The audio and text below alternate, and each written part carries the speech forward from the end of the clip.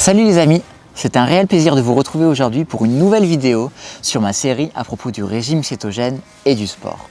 Aujourd'hui, on va parler d'un point hyper important, c'est de bien gérer les intensités d'effort si tu veux devenir une parfaite machine à brûler du gras. Ce qu'on a vu dans les vidéos précédentes, c'est que le régime cétogène est un régime qui va t'aider à utiliser tes matières grasses comme source d'énergie principale à la place des sucres. Pour faire simple, lors des efforts courts et intenses, ton corps va privilégier l'utilisation de sucre comme source d'énergie puisque c'est la source d'énergie la plus accessible facilement et rapidement. A contrario, ton corps va privilégier les matières grasses pour les efforts longs et les efforts d'endurance. C'est pour cela que si tu souhaites apprendre à brûler tes matières grasses en débutant le régime cétogène, il est hyper important que tu réduises l'intensité de ton effort. Quand je parle de basse intensité d'effort, je parle de quoi? Je parle d'un effort d'endurance dans lequel tu es à l'aise d'un point de vue respiratoire, dans lequel tu peux t'exprimer et tu peux parler facilement sans être essoufflé.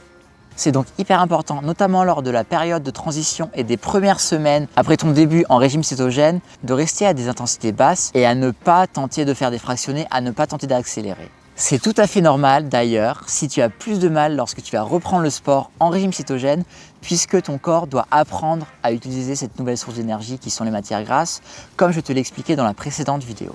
Pour t'aider à définir la zone d'intensité à ne pas dépasser, je te recommande cette formule. Soustrais ton âge à 180 pour avoir la valeur en battements par minute à ne pas dépasser.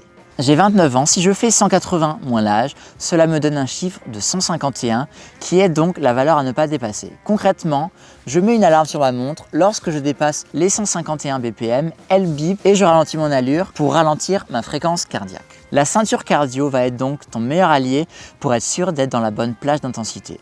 Alors je sais, au début, tu vas avoir l'impression d'être une réelle tortue. Tu vas devoir marcher hyper souvent, tu vas avoir l'impression d'être hyper lent, mais pas de panique. Le principe, c'est qu'à fréquence cardiaque égale, ta vitesse va pouvoir augmenter à mesure que tu vas t'habituer à utiliser des matières grasses. On va parler de vitesse aérobique maximale et celle-ci va ne faire qu'augmenter au fur et à mesure de ton adaptation. Je te donne un exemple.